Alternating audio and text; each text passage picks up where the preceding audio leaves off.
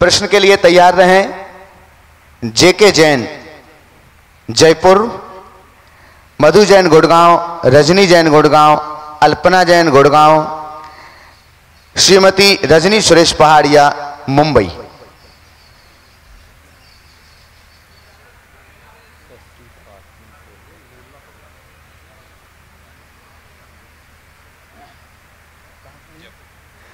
श्रीमती निर्मला जी बगड़ा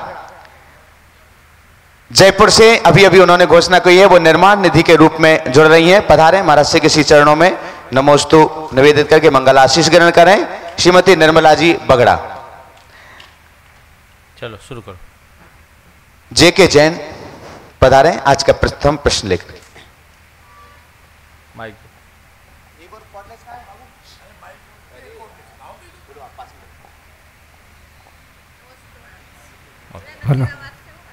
आशीर्वाद। चलो। नमस्ते महाराज जी। महाराज जी, अभी जो सतना में जो घटना घटी है वो घटना दोबारा नहीं हो, और ये क्यों हो रही है, इसके पीछे कारण क्या है, ये हम जानना चाह रहे थे। देखिए, वर्तमान में समाज में दुराचार की प्रवृत्तियां दिनों दिन बढ़ रही है, और ये दुराचार किसी के भी साथ हो घोर निंदनीय है। ये समाज के लिए कलंक है। हमारे ही समाज के कुछ लोग इस तरह की प्रवृत्तियों को बढ़ावा दे रहे हैं, और जब इसे एक स्कैंडल का रूप दे दिया जाता है तो वो और ज़्यादा बीभत्स और घृणास्पद हो जाता है। हमें इसके प्रति सावधान होना चाहिए और ऐसे लोगों के प्रति बहुत सख्त रुख अपनाना चाहिए, ताकि किसी के मन में ऐसा दुस्साहस न हो।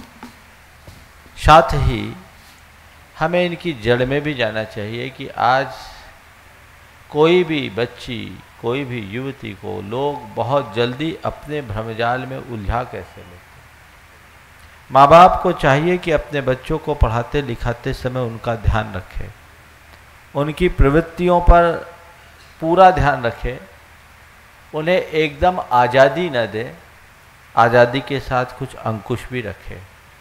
ज़रूरत से ज़्यादा लिबर्टी देना मेरी दृष्टि में बच्चों को बर्बादी की कगार पर ले जाने में कारण बनता है।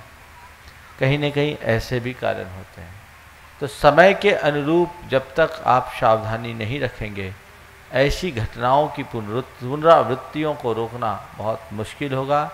विडंबना है, जब कभी इस तरह के हादसे या घटनाएं घटती है, लोग थोड़े दिन हल्ला मचाते हैं, शांत हो जाते हैं, और 2-4 महीने के बाद फिर कोई दूसरी घटना अपना मुंह पसारना शुरू कर देती है। तो ये क्यों हो रहा है, जड़ में जाए। समाज की इस विकृत सोच से समाज को उबारना होगा। एक एक व्यक्ति के हृदय परिवर्तन को हमें ध्यान में देना होगा, उनकी सोच को बदलना होगा, ताकि दुराचार और दुराचारी दोनों से समाज मुक्त हो सके। नमस्ते। मंजुलता जी छाबड़ा जयपुर। आगे तैयार रहेंगे साक्षी सोनी, शुभम जैन, श्रीमती संगीता सेठी कृष्णनगर। महाराज जी। महाराज जी, मेरे बेटे गौरव छाबड़ा और मेरी बहू स्वीटी छाबड़ा ने दिल्ली से ये प्रश्न पूछा है। महाराज जी के चरणों में बारंबार नमोस्तु। महाराज जी, दान और त्याग में क्या अंतर है, और एक गृहस्थ के जीवन में इसका कितना महत्व है? दान अंश का दिया जाता है, त्याग सर्वस्व का किया जाता है। आप थोड़ा क्या बोला?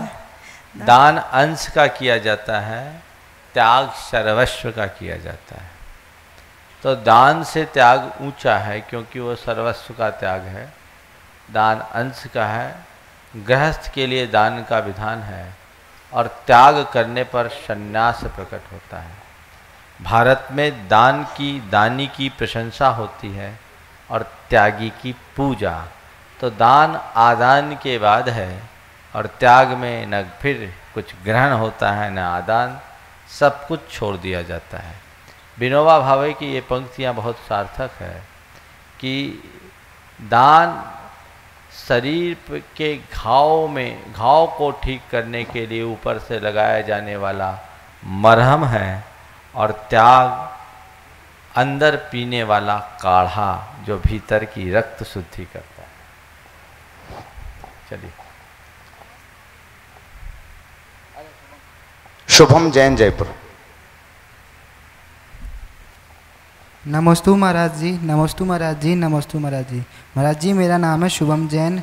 मेरा प्रश्न है कि हम जैसे नवयुग धर्म में सरलता से कैसे प्रवेश कर सकते हैं, कृपया रास्ता बता करके कृपा करें। धर्म में सरलता से प्रवेश करने की बात आपने पूछी है। मैं कहता हूँ धर्म में प्रवेश करना ही सरल है। जो धर्म में प्रवेश करते हैं वो अपने आप सरल हो जाते हैं, और जिनके अंदर सरलता होती वही धर्म में प्रवेश कर पाते हैं। समझ गए? आपने पूछा है धर्म में सरलता से प्रवेश कैसे करें। सबसे पहले धर्म के प्रति अपने हृदय में श्रद्धा को बढ़ाओ। मन में श्रद्धा होगी तो तुम्हारे लिए रास्ता अपने आप बनता जाएगा। तो धर्म के प्रति श्रद्धा हो, धर्म को कल्याणकारी मानो, उसे अपने जीवन की सर्वोच्च प्राथमिकता में शामिल करो, तो बाकी चीज़ें सब सहज होने लगेगी। मनुष्य के लिए कोई भी चीज़ तभी तक कठिन प्रतीत होती है जब तक कि वो उसे स्वीकार नहीं कर पाता। मन से स्वीकार कर लेने पर कठिन चीज़ भी सरल लगने लगती है। तुम्हें धर्म तभी तक कठिन दिखता है जब तक तुमने धर्म को मन से स्वीकारा नहीं। जिस दिन मन से धर्म को स्वीकार लोगे, धर्म से सरल दुनिया की कोई चीज़ ही नहीं हो। बस एक ही। कुमारी साक्षी सोनी, जयपुर।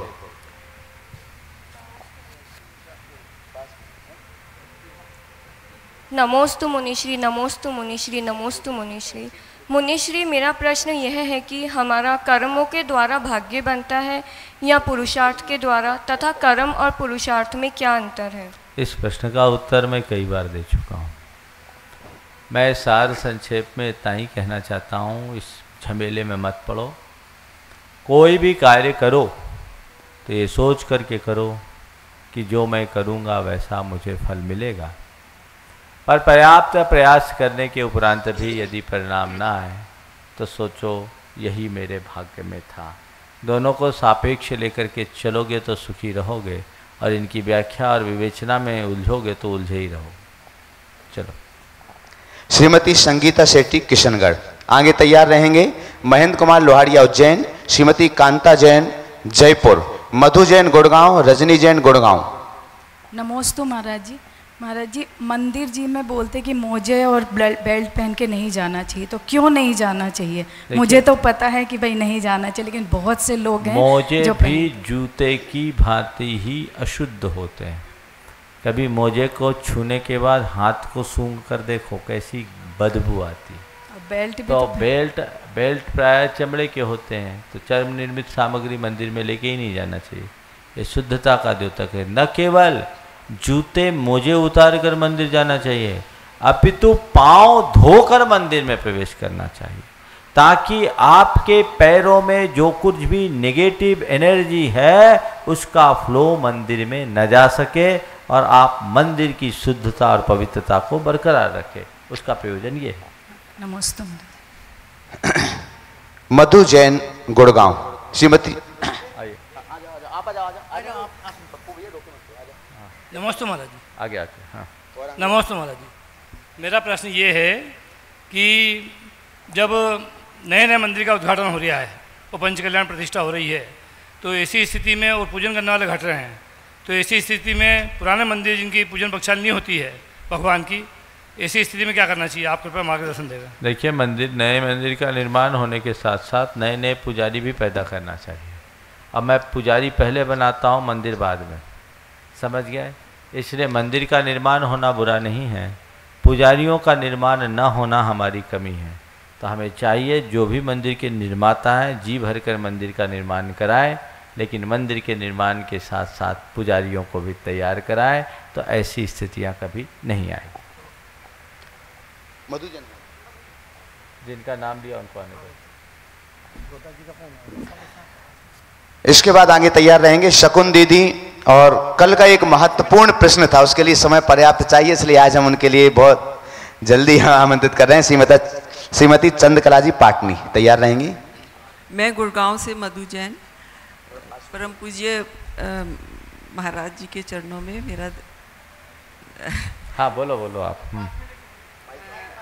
अधिकांश पूजाओं में मोक्ष फल की प्राप्ति के लिए सचेत फल जैसे नींबू, आम, केला, नारंगी अर्पित करने की बात क्यों होती है? देखिए, पूजा में कवियों ने लिखा है, फल की जब चर्चा आती है, भगवान के चरणों में फल चढ़ाते हैं, तो जो फल चलन में आते हैं उन फलों का उल्लेख कवियों ने लिख दिया। पर ऐसा जरूरी नहीं है कि हम जो फल लिखें वो ही चढ़ाएं। हमारी भावना में हम कोई भी फल का प्ररूप रख सकते हैं, चढ़ाने के लिए फल चढ़ाएं। कई पूजाओं में पिस्ता, बादाम आदि का भी उल्लेख है। तो हम अपने विचार और विवेक से प्रयोग करें। यदि आपके यहाँ सचित्त पूजा की प्रक्रिया नहीं है, अचित्त है, तो आप अचित्त पूजा करके भी आनंदित हो सकते हैं और एक से एक उत्तम फल है। जो ये तर्क दिया जाता है कि सूखे फल चढ़ाओगे तो सूखे रह जाओगे और हरे फल चढ़ाओगे तो हरे रहोगे, तो मैं तो आपको ये कहता हूँ, फल चढ़ाने से ही अगर जीवन हरा होता है तो फल के टोकने चढ़ा दो, हरियाली बनी रहनी चाहिए। न भूतो न भविष्यति। अपने भावों को अर्पित करके ही आप अपने जीवन को समृद्ध बना पाओगे। इसलिए पूजा अर्चा में बाकी बातों का मोह त्याग कर अपनी भाव विशुद्धि की अभिव्यक्ति का परिपूर्ण ध्यान रखना चाहिए। शकुन दीदी सागर। नमस्ते महाराज जी। महाराज श्री मेरी एक शंका है कि आचार्य श्री ने 3 जगह प्रतिभा स्थली बनवाई हैं और तीनों प्रतिभा स्थली में जितनी भी शिक्षिकाएं हैं वो पूरी ब्रह्मचारिणी दीदी को रखा। तो इसके आगे आचार्य श्री का क्या उद्देश्य था जिस वजह से ऐसा है? आचार्य श्री का जो भी उद्देश्य हो वो तो वही जानते हैं, उनके मन की बात कोई दूसरा नहीं जान सकता। लेकिन फिर भी उन्होंने जो बहनों को दिया उसके पीछे मुझे 2 दृष्टिकोण प्रतीत होते हैं। हो सकता है ये दृष्टिकोण गलत हो, क्योंकि उनकी मन की बात को मैं नहीं बता सकता, पर मुझे ये लगता है कि जो निर्वित्त होकर के, निर्वित्त चित्त होकर के कार्य करते हैं समर्पित भाव से, वे ही सही कार्यकर्ता होते हैं। किसी गृहस्थ को अगर इसमें लगाया जाए तो उनके लिए जीविका का प्रश्न है, और जीविका के प्रश्न में उनके भीतर अर्थ लोलुपता आएगी। ये ब्रह्मचारिणी बहनों को आगे बढ़ाने से, वे जीविका के प्रश्न से रहित होने के कारण निष्प्रह वृत्ति और समर्पित भावना से इस कार्य को आगे बढ़ाएगी। दूसरी बात, कोई त्यागी वृत्ति यदि किसी को अध्यापन कराता है तो उसके साथ उसका चरित्र भी बोलता है, उनका त्याग भी बोलता है, तो बच्चों में शिक्षा के साथ संस्कार भी आते हैं। और तीसरा, आचार्य श्री समाज में एक समुन्नत परंपरा को विकसित करना चाहते थे ताकि अच्छे संस्कार युक्त पीढ़ी प्रकट हो सके। शायद इसी भाव से दीक्षा के योग्य बहनों को दीक्षा न देकर इस तरफ लगाया, और ये इस बात का द्योतक है कि हम दीक्षा लेकर साधु बने या समाज सेवा का कार्य करें, कम कोई नहीं है। निष्प्रभाव की समाज सेवा भी एक बहुत बड़ी तपस्या या साधना है, ऐसा समझना चाहिए। महाराज श्री एक बस एक ही नहीं, हमारा नहीं, डॉक्टर ऋषभ जी ने आगे पूछा है। उन्होंने पूछा है कि क्या घर में यंत्र रख सकते हैं क्या? यंत्र रखो, समझ कर रखो।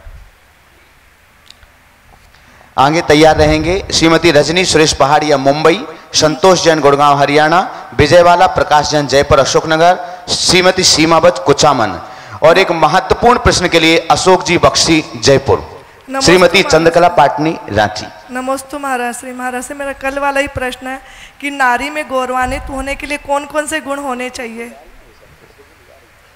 अपने यहाँ आचार्य जिनसेन महाराज ने एक सूक्त लिखा, नारी गुणवती धत्ते सृष्टि रग्रिमम पदम।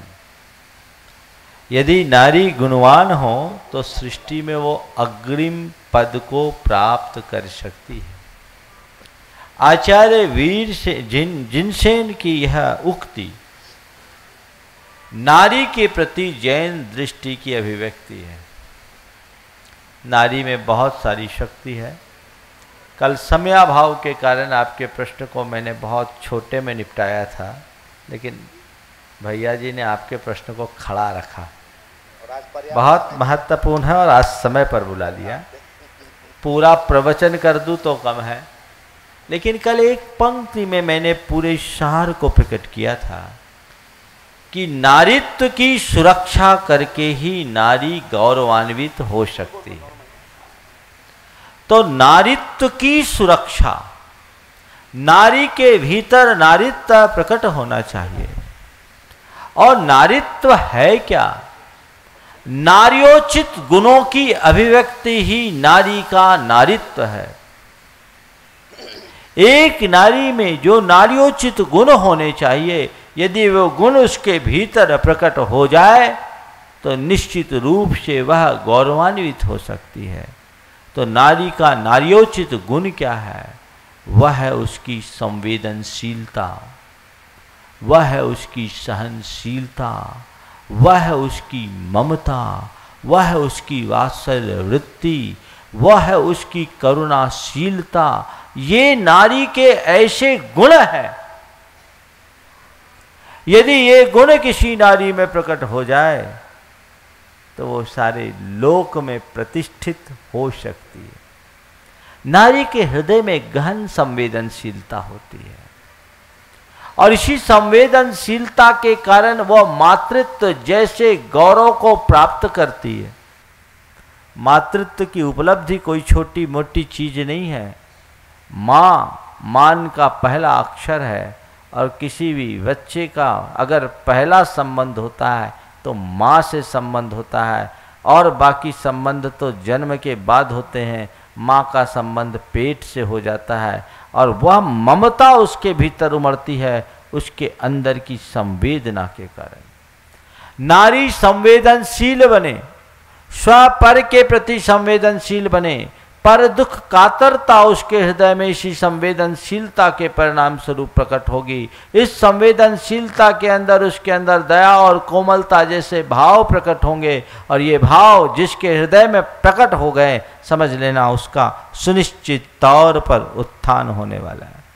दूसरी बात, उसके अंदर सहनशीलता होनी चाहिए।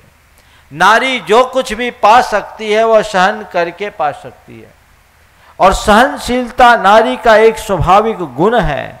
वो जितनी सहनशील होगी उतनी मजबूत होगी। अपनी सहनशीलता के बदौलत नारियों ने विपत्तियों को भी बहुत सहजता से झेला है और अपने परिवार की प्रतिकूल स्थितियों को भी अनुकूल बनाया है। ये नारी की सहनशीलता, धृतिशीलता का उदाहरण है। उसे सहना चाहिए, सहनशीलता होनी चाहिए। आजकल उल्टा होता जा रहा है, नारी की संवेदनाएं भी मोथली हो रही है। संवेदना इतनी छीन हो गई कि औरों की बात तो जाने दीजिए, अपने पेट में पलने वाले बच्चे के प्रति भी संवेदन शून्य होकर उसे पेट से परलोक पहुंचाने का कुकृत्य करना शुरू कर दी।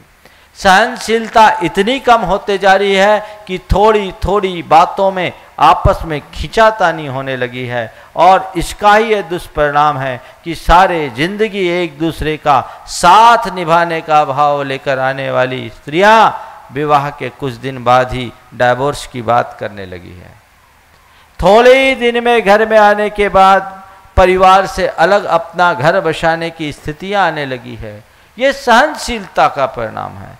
यदि स्त्री के भीतर ये सहनशीलता का गुण हो जाए तो इस तरह का बिखराव, इस तरह का भटकाव समाज में कभी नहीं हो सकता। तो पहली बात, स्त्री में संवेदनशीलता होनी चाहिए। दूसरी बात, उसके अंदर सहनशीलता होनी चाहिए। ये दो गुण नारी के बहुत महत्वपूर्ण गुण हैं और इसके साथ जैसा मैंने कहा उसके अंदर ममता होनी चाहिए, संयमशीलता होनी चाहिए। ये सारे गुण उसके जीवन के उत्कर्ष के आधार बनते हैं और ये गुण जिस स्त्री में आ जाए वो निश्चित समाज में बहुत अग्रणी भूमिका बनाती है। आज मैना सुंदरी समाज के लिए आदर्श बनी, सोमा सती समाज के लिए आदर्श बनी, अंजना समाज के लिए आदर्श बनी। अपने सहनशीलता के बल पर, अपने संवेदनशीलता के बल पर, अपनी धर्म निष्ठा के बल पर, अपनी करुणाशीलता के बल पर, अपने अंदर की ममता के बल पर, तो ये जो गुण हैं इन गुणों को आत्मसात करने की बहुत आवश्यकता है। नारी में यदि गुण प्रतिष्ठित होते हैं तो नारी अपना उत्कर्ष करती है, समाज का उत्कर्ष करती है और नारी के ये गुण गौण हो जाते हैं तो पूरे समाज का पतन हो जाता है। मैं तो एक ही पंक्ति में समाज में नारी की भूमिका को उद्घाटित करना चाहता हूँ कि जैसे हमारे शरीर में नाड़ी तंत्र का महत्व है, हमारे शरीर में नाड़ी का महत्व है। अगर नाड़ी खत्म हो गई तो गए, नाड़ी का फंक्शन बिगड़ा, सब गया। तो शरीर की स्थिरता में जैसे नाड़ी का महत्व है, समाज की स्थिरता में वैसी नारी का महत्व है। बस इस बात को ध्यान में रखे तो नारियां अग्रिम पंक्ति में अपना स्थान बना सकती। श्रीमती रजनी जैन, मुंबई।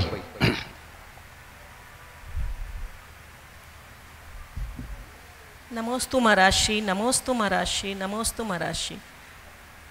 महाराज श्री, मैं बम्बई में रहती हूँ, वहाँ ज़्यादा 20 पंथी गुरु आते हैं और मैं शुरू से 13 पंथी आमनाए में ही रही हुई हूँ। पर जब उनसे बातचीत होती है तो ऐसा लगता है कहीं हम लोग कुछ छोड़ तो नहीं रहे हैं, कहीं हमसे कुछ मिस तो नहीं हो रहा है, क्योंकि वो स्त्री का प्रक्षालन भगवान के अभिषेक के ऊपर बहुत जोर देते हैं और उसके लिए वो काफ़ी शास्त्रों का भी प्रूफ देते हैं कि इस शास्त्रों में ये लिखा हुआ है, इन शास्त्रों में ये लिखा हुआ है, दूसरा वो ये भी कहते हैं कि अगर आप शुद्ध नहीं हो तो आप मंदिर में कैसे विराजमान हो, अगर आप शुद्ध नहीं हो तो महाराज का चौका कैसे लगा रहे हो, अगर आप शुद्ध नहीं हो तो इस सभा भवन में कैसे हो, तो आप शुद्ध क्यों नहीं हो जब भगवान के अभिषेक के लिए ही। तो ऐसा लगता है जब सबको करते देखते हैं तो ऐसा लगता है कहीं हम लोग अपने संस्कार के कारण कुछ छोड़ तो नहीं रहे हैं, कुछ हमसे छूट तो नहीं रहा है। बहुत महत्वपूर्ण मुद्दे को आपने उठाया है। सबसे पहले तो मैं ये कहूँ कि समाज के हर वर्ग को चाहिए कि किसी भी प्रकार के पंथ के व्यामोह में न रहे। समाज का इसमें बहुत नुकसान हुआ और मैं चाहूँगा कि कभी किसी को किसी तरीके से पंथ बदलने की प्रेरणा भी न दी जाए। ये समाज के लिए विष बोने की प्रक्रिया है। रहा सवाल मैं गलत कर रही हूँ या सही इसका, तो देखिए हर व्यक्ति अपनी अपनी बातों के लिए अपने अपने तर्क प्रस्तुत करता है और बहुत सारे तथ्य प्रकट करते हैं। मैं अभी बहुत सारे प्रमाण ऐसे भी प्रस्तुत कर सकता हूँ जिनसे ये बात होगी, सिद्ध होगी कि आप जो कर रही हैं वो सही कर रही हैं। लेकिन इस तरह के पक्ष विपक्ष, आरोप प्रत्यारोप की भाषा से समाज में विषमवाद उत्पन्न होता है। इसकी आवश्यकता क्या है? हम आपसे कहते हैं कोई भी साधु अगर आपसे इस विषय में कभी कहे, आपसे या आप जैसी किसी भी स्त्री से, आप उनकी बात को अत्यंत विनम्रता से कहो, सुनो और उनसे केवल 3 सवाल पूछो कि महाराज जी आगम में नंदीश्वर द्वीप में जब भगवान के अभिषेक का वर्णन आता है तो इंद्र अभिषेक करता है, देवियां अभिषेक क्यों नहीं करती? देवियां तो सदैव शुद्ध रहती। भेदे न वर्णना का सौधर्म स्नपन कर्तिता मापन्न परिचारक भाव मिता शेषेन्द्रुंद चंद निर्मल यस्स मंगल पात्राणि पुनः तद्देव्यो बिभ्रतिस्मि शुभ्र गुणाढ़ अप्सरसो नर्तक्या शेष सुरास तत्त लोकना व्यग्रथिया। मैं ज्यादा डिटेल में क्या करूं? भगवान का सौधर्मिंद अभिषेक करता है, शेष देव परिचारक भाव से उसमें लगते हैं और उनकी देवियां मंगल पात्राणि पुनः तद्देव्यो बिभ्रतिस्मि शुभ्र गुणाढ़, देवियां मंगल पात्र धारण करती है। आखिर ऐसा क्यों? अगर वो अभिषेक करती होती तो वहां उनसे अभिषेक क्यों नहीं कराया? दूसरा, आचार्य जिनसेन जो मूल संघ के आचार्य माने जाते हैं, अभी मैंने आचार्य पूजपात की बात की, आचार्य जिनसेन ने अपने महापुराण में भगवान के जन्माभिषेक में इंद्रों के द्वारा अभिषेक कराया, इंद्राणियों और देवियों के द्वारा जन्माभिषेक का अभिषेक क्यों नहीं कराया? और तीसरा, तिलोय परनत्ति आदि सभी ग्रंथों में स्वर्ग में देवों के द्वारा भगवान के अभिषेक का कृत्रिम जिनालियों में वर्णन मिलता है, देवियों के द्वारा भगवान का कहीं अभिषेक कराया गया एक भी प्रमाण मुझे बता दो तो मैं मानने को तैयार हूं। अब रहा सवाल आप क्या करें? ये तीनों बातें मैं आपके संतोष के लिए दिया हूं। मैं पंथवादी बातों से बहुत दूर रहता हूं और दूर रखना चाहता हूं पूरी समाज को। मेरा तो एक ही कहना है, पंथ नहीं पथ देखो। क्रिया महत्वपूर्ण नहीं है, क्रिया के साथ भाव महत्वपूर्ण है।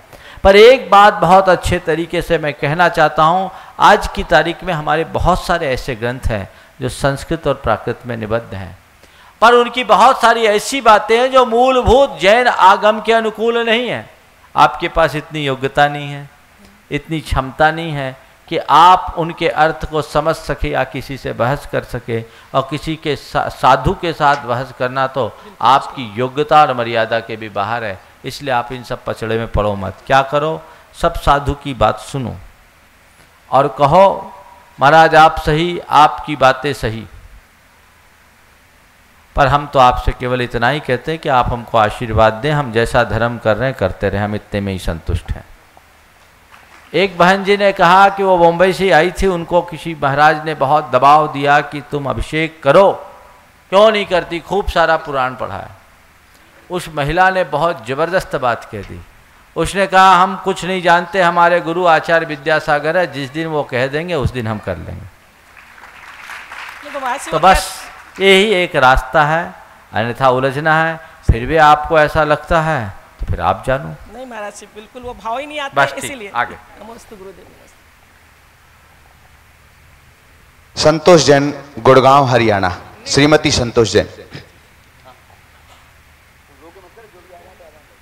नमोस्तु महाराज श्री, मैं गुड़गांव से संतोष जैन। महाराज श्री, निजी जनों के मोह में पड़कर अपना स्वाभिमान को बनाए रखना चाहिए या खो देना चाहिए? देखिए, मोह में जो पड़ता है ना, उसका स्वाभिमान भी नष्ट होता है, सत्व भी नष्ट होता है। इसलिए मोह ही सबसे खतरनाक है। तो पहले मोह का शमन ही करना चाहिए। अब रहा सवाल निजी जनों के मोह में पड़कर स्वाभिमान को बनाए या रखें, जो निजी जनों के मोह में पड़ेगा उसके अंदर लोभ होगा, लालच होगा, स्वाभिमान कहाँ टिकेगा। स्वाभिमान तो आत्मा का एक गुण है। तो मोही व्यक्ति के अंदर मान ही नहीं होता, स्वाभिमान नहीं होता। वो तो हमेशा कभी कभी अभिमान को ही स्वाभिमान भले मान लेता है। तो अपने किसी के मोह में फंसकर अपना पतन कराना कभी अच्छी बात नहीं है। सबसे पहले स्वाभिमान और अभिमान के अंतर को समझिए। कई बार लोग अभिमान को ही स्वाभिमान मानने की भूल कर बैठते हैं। अभिमान और स्वाभिमान में अंतर क्या है? सामने वाले से सम्मान की अपेक्षा रखने का मतलब मान या अभिमान है, और मेरा कहीं अपमान न हो इस प्रकार की सावधानी रखने का नाम स्वाभिमान।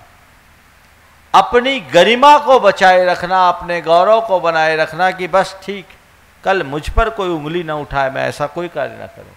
मुझे लोग प्रणाम पाती करे, कोई न करे, कोई दिक्कत नहीं। मुझे लोग सम्मान दे न दे, मुझे कोई फर्क नहीं, पर मेरा अपमान नहीं होना चाहिए। मैं ऐसा कोई कृत्य न करूं जिससे लोग मेरे ऊपर थूकने लगे। इस सावधानी का नाम स्वाभिमान है, और ये मनुष्य का एक गुण है। इसे किसी भी हालत में खोना नहीं चाहिए। कुरल काव्य में लिखा कि उत्तम पुरुष का यही लक्षण है कि वे प्राणांत होने पर भी अपने कुलीन संस्कारों को नहीं खोते, उसकी मर्यादा को बनाए बचाए रखते। श्रीमती सीमा बच, कुचामन। महाराज श्री के चरणों में मेरा बारंबार नमस्ते। महाराज श्री, मेरा प्रश्न है कि मनुष्य के जीवन में कुछ परिस्थितियों में कई ऐसी समस्याएं आती हैं जिनका समाधान नहीं निकल पाता, तो ऐसे में क्या करना चाहिए? जिन परिस्थितियों का समाधान नहीं निकलता, समय के अनुसार छोड़े या उनको अपनी कर्म की परिणति मान करके स्वीकार लेना चाहिए, और उसे समाधान में यही मान लेना चाहिए कि इसी में मेरा निदान है और कोई रास्ता नहीं, एक्सेप्ट कर लो।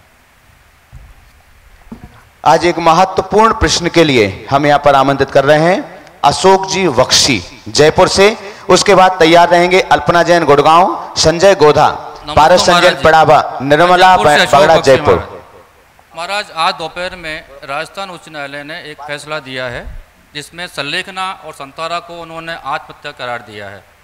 इस मामले में जैन समाज और हम लोग क्या मार्गदर्शन चाहते हैं? देखिए,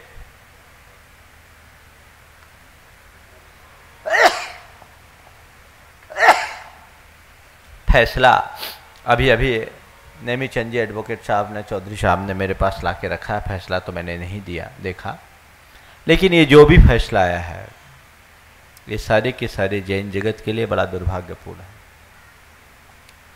इस फैसले पर समाज को अभी गंभीरता से विचार करना चाहिए। और ऊपरी अदालत का दरवाज़ा भी खुला है, वहाँ अच्छे तरीके से प्रयास करना चाहिए। मुझे लगता है कि अदालत ने जैन धर्म की मूल भावना को ठीक ढंग से समझने में चूक कर दी। जैन धर्म में संलेखना जिसे आत्महत्या या सती प्रथा के समतुल्य निरूपित किया जा रहा है वो है ही नहीं, कंसेप्ट ही नहीं। जैन धर्म तो मरने की बात ही नहीं करता, आत्महत्या को महापाप करता है, हत्या को हत्या मानता है, चाहे स्व की हत्या हो या पर की हत्या हो। जैन धर्म में इसका कहीं स्थान ही नहीं है। जैन धर्म तपस्या को प्रधानता देता है और जैन धर्म का ये मूल कंसेप्ट है। जैन संस्कृति शमन संस्कृति है। शमन संस्कृति तपो प्रधान संस्कृति है। अपनी चेतना के उत्कर्ष के लिए, चित्त के निर्मलीकरण के लिए, हृदय की विशुद्धि और आत्मा की पवित्रता के लिए सारे जीवन तपानुष्ठान करने का विधान जैन परंपरा में है। और ये कहा गया है कि अपने जीवन में सारा जीवन तपस्या करो, सारे जीवन तपस्या करो और इतना तपो कि जीवन की अंतिम सांस तक तपस्या करते हुए लो और जीवन का आनंद लो, जीवन का रस लो। इस जीवन के अंतिम सांस में भी तपस्या करना, यही तो संलेखना। इसमें मरने की बात कहाँ है? किसने कह दिया कि संलेखना में मरण है? ठीक ढंग से रखा नहीं गया। हमारे संलेखना के 5 अतिचार हैं, उसमें लिखा है जीवित मरना संसा मित्रानुराग सुखानुबंध निदानानी।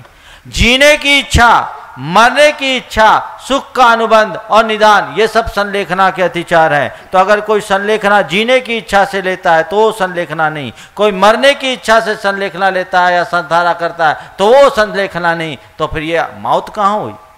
समझा ही नहीं। तपस्या करने का अधिकार तो प्रत्येक व्यक्ति को है, इसमें क्या दिक्कत है? तपस्या करने का अधिकार हर साधक को, ये भारत की संस्कृति है।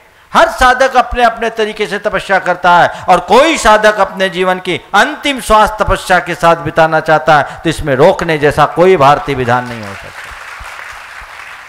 इसे ठीक ढंग से प्रस्तुत करने की जरूरत है। मैं देश भर के सारे विधि वेत्ताओं से और समाज के कर्णधारों से कहूँगा, यहाँ जो भी हुआ है, हमारे भाई लोगों ने बहुत मेहनत करके ये लड़ाई लड़ी, पर संयोग है अदालत के ऊपर प्रश्न नहीं उठाया जा सकता। लेकिन जब तक आपके पास अवसर है, अभी ऊपरी अदालत का द्वार खुला है और मुझे पक्का विश्वास है कि अभी पंचम काल का अंत नहीं आया, साधुओं की साधना आखिरी तक चलेगी और ये रास्ता खुलेगा। वहाँ ठीक ढंग से प्रस्तुत करने की आवश्यकता है कि हमारी समाधि, हमारी संलेखना का मूल कंसेप्ट क्या है, उसको ध्यान में रखेंगे तो ये सारी चीजें चलेगी। नमस्ते महाराज। निर्मला जी बगड़ा, जयपुर।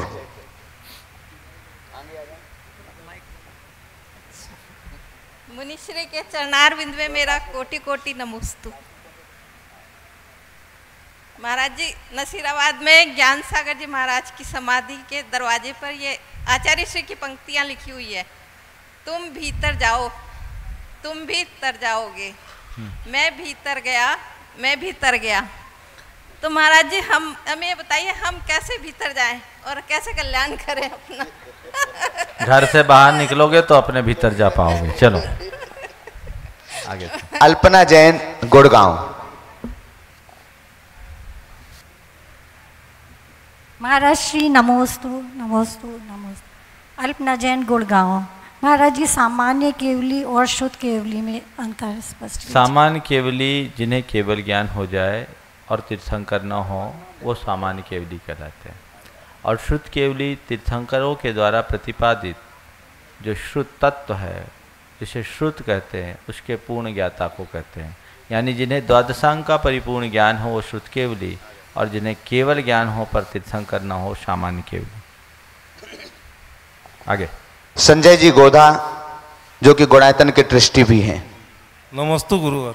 जिन मंदिर जी में गंधोदक की मर्यादा कब तक होती है, वह इसके बाद में इसका क्या करना चाहिए? देखिए, गंधोदक बहुत लंबे समय तक नहीं रखना चाहिए। गर्म पानी से गंधोदक करते हैं, 5-6 घंटे 7 घंटे तक आप गंधोदक को मंदिर में रखिए, तब तक सब लोगों के दर्शन बंधन हो जाते हैं। और उसके उपरांत उस गंधोदक को जीव रहित जंतु रहित स्थान पर विसर्जित करे, जिससे वो वहीं अवशोषित भी हो जाए और किसी के पैर आदि भी न पड़े। आगे तैयार रहेंगे सुधीर कासलीवाल शिवपर सांगानेर, श्रीमती शशि बालाजी कोलकाता, महेंद्र जी छाबड़ा जबलपुर, परिधि सक्सेना जयपुर और श्रीमती रेणु कासलीवाल जयपुर। महाराज श्री पायल कोठारी चित्तौड़गढ़ राजस्थान से जानना चाह रही हैं, आपके प्रवचन में हमेशा सुना है कि माता पिता की सेवा करनी चाहिए। हम ये सब करते हैं, पर अगर माता पिता को बच्चों से ज़्यादा पैसों से प्यार हो, उनके लिए बच्चों का होना नहीं होना बराबर हो, वो अगर हमारे साथ रहना ही नहीं चाहते हो, तो ऐसे में हम बच्चे क्या कर सकते हैं? देखो, माँ बाप आपके साथ नहीं रहना चाहते तो आप तो माँ बाप के साथ रह सकते हो। बाप बेटे एक थाली में खाते थे। एक रोज़ बेटा किसी बात से नाराज़ हो गया और कहा, पापा हम कल से आपके साथ नहीं खाएंगे। पिताजी बहुत समझदार थे, उन्होंने कहा ठीक है बेटा, हम तुम्हारे साथ खाने लगेंगे। बात समझ में आई? माँ बाप आपके साथ नहीं रहना चाहते, आप रहे, आपकी कोशिश होनी चाहिए कि आप उनका साथ निभाएं।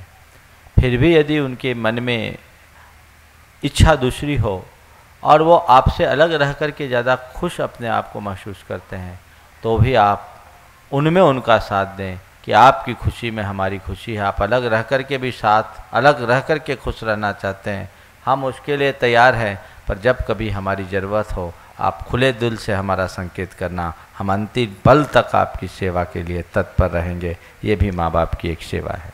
प्रकाश जैन अशोकनगर।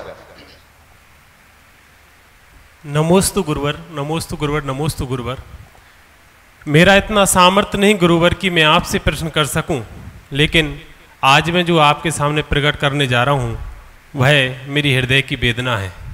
आज मंदिर का निर्माण, विधानों का कार्यक्रम, इंद्रों की प्रतिष्ठा और सभी जगह बड़ी बड़ी प्रतिष्ठाएं हो रही हैं गुरुवर, पर जो जैन धर्म अहिंसा प्रधान धर्म माना जाता है और इस धर्म का जो मूल दया धर्म बताया है, वह समाज के लोगों में और समाज में दिखाई नहीं देता।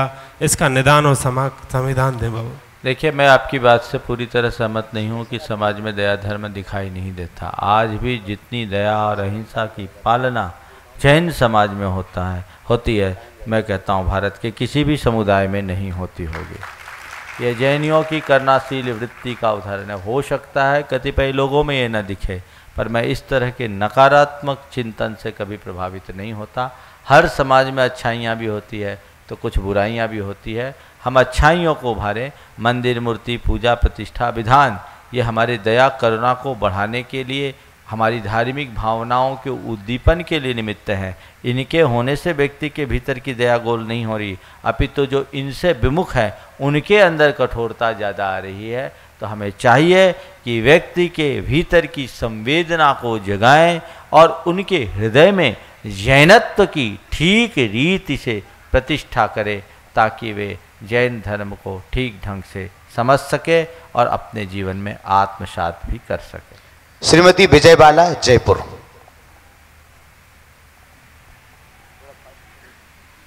नमोस्तु गुरुवर, नमोस्तु गुरुवर, नमोस्तु गुरुवर। महाराज श्री, मेरा प्रश्न है 8 मदों को लेकर है। 8 मदों को लेकर है। आत्मानुभव। 8 मद। 8 मद, हाँ ठीक है, बोलिए। महाराज जी, आज जो कई ऐसे व्यक्ति हैं जो ज्ञानी भी हैं, धनवान भी हैं और बल और पद प्रतिष्ठा से संपन्न भी हैं। यदि ऐसे व्यक्तियों को अपने ज्ञान, धन और पद प्रतिष्ठा का मद हो जाए तो उनकी कौन सी गति होगी? देखो, जिसका मद होता है उसका नियमतः अधःपतन होता है, और इस स्तर का मद व्यक्ति के अधःपतन का कारण बनता है। ऐसे मद से ग्रसित व्यक्ति नरक गति या तिर्यंच गति का पात्र बन सकता है। इसलिए ऐसे मद को कभी भी प्रोत्साहित नहीं करना चाहिए। नमस्ते महाराज जी। ब्रह्मचारी चाटी भैया नागपुर से हमारे बीच हैं।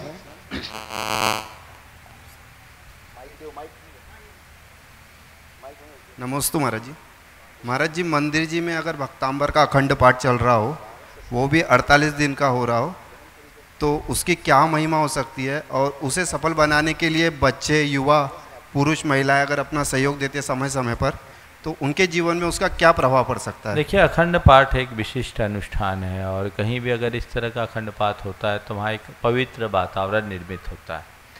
तो इस तरह के अखंड पाठ का निषेध तो कभी नहीं करना चाहिए। मैं इसे एक मांगलिक अनुष्ठान के रूप में ही देखता हूँ, पर इसमें कुछ विकृतियाँ आ गई हैं। अखंड पाठ तो कर लेते हैं, पर पाठों में पेशेवर लोगों को बुला लिया जाता है, वो पाठ करते रहते हैं, तो ऐसा लगता है जैसे मशीनी पाठ हो रहा है। ऐसा नहीं होना चाहिए। रात्रि में लोग पाठ भी करते हैं और उनके साथ खाने पीने की उल्टी सीधी व्यवस्थाएं भी होती है, ये भी अखंड पाठ में ठीक नहीं। अखंड पाठ को एक सद अनुष्ठान की तरह साधना मूलक रीति से करना चाहिए और जितने लोग उस अखंड पाठ से जुड़ना चाहे उन्हें संकल्पित करना चाहिए कि इतने सारे लोग मिलकर ये अखंड पाठ करेंगे और जब तक ये अखंड पाठ चलेगा हम कुछ विशेष धर्मानुष्ठान के साथ साधना करेंगे, एकासन करेंगे, एक बार भोजन करेंगे या 2 बार भोजन करेंगे, शुद्ध भोजन करेंगे, तो ये उसका अनुष्ठान को कई गुना बढ़ा देगा। जैसे आप पूजा विधान करते हैं वैसी मंडल रचना करके भक्तामर जैसे स्तोत्र का अखंड पाठ, नमोकार मंत्र जैसे मंत्र का अखंड पाठ करेंगे तो उसका असाधारण प्रभाव होगा और उसको समयबद्ध तरीके से रुचि, उत्साह और मर्यादा पूर्वक करे, ऊँघते हुए न करे और उल्टे सीधे लय तालों के साथ न करे, अतिरिक्त ढोल धमाका उनके साथ न होने दे, पवित्रता रहे, माइक लगे या न लगे, रात्रि में माइक न बजाएं, हल्ला लोगों को न हो, आप जगते रहें, जितने लोगों को सुनना उतनी दूर तक आवाज़ जाए और पूरे वातावरण में मांगलिक हो तो ये अखंड पाठ बहुत बहुत लाभकारी होगा, पूरे वातावरण को सुधारने में सहायक बनेगा। बच्चे और युवाओं में धर्म का अनुराग होता है, उनकी सोच बदलती है और उससे उनको कुछ ऐसा पुण्योपार्जन होता है जो उनके अंदर की क्षमताओं को विकसित करती है। सुधीर कासलीवाल, श्योपुर, सांगानेर। नमोस्तु महाराज जी, नमोस्तु महाराज जी, नमोस्तु महाराज। महाराज जी, जब भी मैं ध्यान करने या जाप करने या पाठ करने बैठता हूँ तो मेरा मन इधर उधर भटकता है, इसको एकाग्रचित करने के लिए क्या करना चाहिए? जाप करते समय केवल जाप करिए तो मन नहीं भटकेगा। आप जाप करते हो तो जाप के साथ बहना शुरू कर देते हो तो मन भटक जाता है। आप जाप के लिए बैठते हो, शुरुआत में आपका मन जो है शरीर के साथ एडजस्ट होने को होता है तो आपको इधर उधर हिलना डुलना ये वो सब चलने लगता है। फिर आप जाप की तरफ ध्यान न देकर उसकी तरफ ध्यान देने लगते हो, जाप से आपका मन इधर उधर हो जाता है और जब मन फ्री होता है तो किसी न किसी बातों में लग जाता है तो मन उलझ जाता है। मन को लगाने के लिए आपको अपने मन को जाप में रमाना होगा। 24 घंटे किसी न किसी काम में तो आपका मन रमा रहता है, जाप पाठ करते समय मन को मौका मिलता है सो भाग जाता है, तो उस समय भी उसको भागने मत दो, कभी भी तेरी ड्यूटी है जाप में लग। और जाप कर रहा हूँ, अभी केवल जाप की बात होगी, अपने मन को लौटाओगे मन शांत हो जाएगा। पारस संजैन पड़ावा आगे तैयार रहेंगे। शशि बालाजी कोलकाता, महेंद्र जी छाबड़ा जबलपुर, परिधि सक्सेना जयपुर, रेणु कासलीवाल जयपुर और स्वतंत्र जैन जयपुर। सुधा सराब की गुड़गांव। महाराज जी, मेरा प्रश्न है मूल वेदी में जो मूल नायक प्रतिमा है वो खंडित हो जाती है किसी कारण से, उसकी जगह दूसरी प्रतिमा जी रखते हैं, तो कौन सी प्रतिमा को मूल नायक माना जाएगा? देखो, प्रतिमा अगर किसी के हाथ से खंडित हो जाए तो ये बहुत दोष का कारण है, और यदि खंडित हो गई तो क्या करे? तो जिस भगवान की प्रतिमा किसी के हाथ से खंडित हुई, अगर वो व्यक्ति सक्षम है तो उसे अपने हाथों उन्हीं भगवान की प्रतिमा को उस वेदी में प्रतिष्ठित कर देना चाहिए। अब किसी वेदी के मूल नायक ही खंडित हो गए तो वापस वैसे ही भगवान की प्रतिमा, नई प्रतिमा लाकर उन्हें ही मूल नायक के रूप में स्थापित करना चाहिए। एक दूसरा प्रश्न है, मूल नायक प्रतिमा किसको माना जाए? मूल नायक प्रतिमा जब मंदिर बनाते हैं उस समय सुनिश्चित किया जाता है कि ये मंदिर किनका है, और जिन्हें उस मंदिर का मूल नायक मान करके मंदिर में प्रतिष्ठित किया जाता है वे प्रतिमाएं ही मूल नायक कहलाती है। परिधि सक्सेना जयपुर।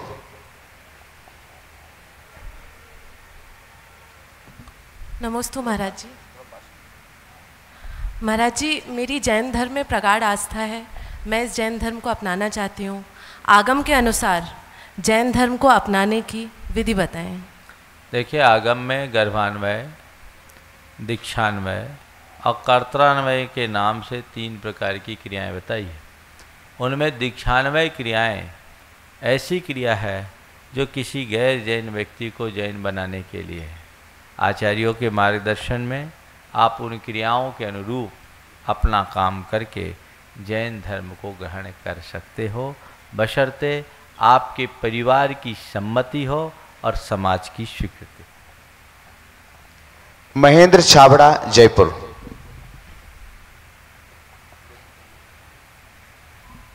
नमोस्तु गुरुवर। आज के समय पे जैन धर्मायतनों में रात्रि भोज का कहाँ तक औचित्य है और इन धर्मायतनों का जो व्यावसायीकरण हो रहा है उसका क्या औचित्य है? भैया, रात्रि भोज का तो कतई औचित्य नहीं है, ये तो सर्वथा निषिद्ध है और व्यवसायीकरण करने की भी कोई आवश्यकता नहीं है। पर मुश्किल ये है, धर्मायतनों को न धन की आवश्यकता है न व्यवसाय की आवश्यकता है, पर धर्मायतनों की रक्षा करने वाले जब व्यावसायिक मानसिकता के हो जाते हैं तो इस तरह की व्यावसायिक बातें प्रकट होने लगती है। जो भी हो, इनके ऊपर बैठ कर के विचार करने की आवश्यकता है। श्रीमती रेणु कासलीवाल, जयपुर।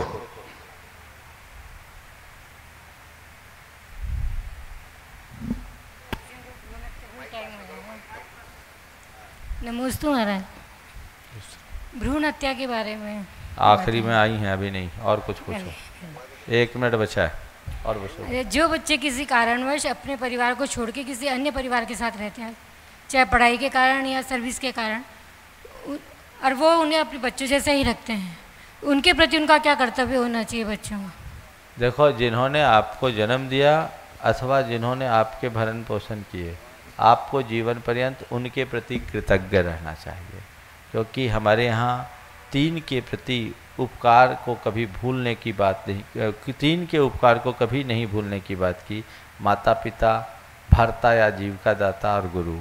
तो अगर कोई व्यक्ति किसी कारणवश किसी दूसरे के पास गया, उसके सानिध्य में रहकर पढ़ा लिखा, उसने उस व्यक्ति को योग्य बनाया, तो ऐसे जीवन निर्माता व्यक्ति को कभी नहीं भूलना चाहिए। सारे जीवन उनके प्रति अपनी कृतज्ञता प्रकट करनी चाहिए। स्वतंत्र जैन, जयपुर।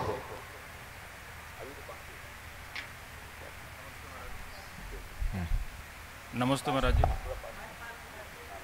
महाराज जी, हाँ बोलो बोलो। हेलो।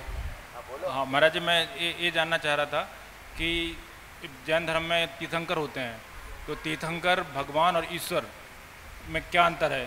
क्या जैन धर्म परमात्मा और ईश्वर को मानता है, आत्मा को मानता है कि नहीं मानता है? जैन धर्म के अनुसार अप्पा सो परमप्पा, आत्मा ही परमात्मा है। आत्मा से भिन्न किसी परमात्मा की कोई मान्यता जैन धर्म में नहीं है। जैन धर्म में ऐसे ईश्वर या उस जैसी किसी अन्य शक्ति की कोई मान्यता नहीं जो हमारा संहार या संपोषण करता हो, जो हमें दंडित या पुरस्कृत करता हो, जो हमारे पतन और उत्थान में निमित्त हो। जैन धर्म के अनुसार हर आत्मा अपने उत्थान पतन का मालिक स्वयं है और वह अपने अच्छे बुरी प्रवृत्तियों के कारण होता है। आत्मा जब तक राग देश से मलिन होता है तब तक आत्मा कहलाता है, और जब अपने राग देश के विकार को नष्ट कर देता है तो परमात्मा कहलाता है। ये परमात्मा अवस्था, तीर्थंकर अवस्था और यही ईश्वरत है। इंसान ही ईश्वर बन सकता है। हर प्राणी के भीतर वही ईश्वरत्व शक्ति है जिसकी अभिव्यक्ति कर्म निर्मूलन के बाद होती है, अपने पापों के क्षय के बाद होती है, और ये जब आत्मा में विशुद्धि प्रकट होती तभी होती। इसलिए हमारे आत्मा परमात्मा को अरिहंत की संज्ञा दी गई। जो अपने कर्म रूपी अरि यानी शत्रु का हनन कर दे वो अरिहंत कहलाते हैं। श्रीमती आप सबका हो गया है आज के शंका समाधान के सत्र को। परम पूज्य गुरुदेव के चरणों में नमन अर्पित करते हुए यहीं पर विराम दे रहा हूँ। बोलिए परम पूज्य आचार्य गुरुवर श्री विद्यासागर जी।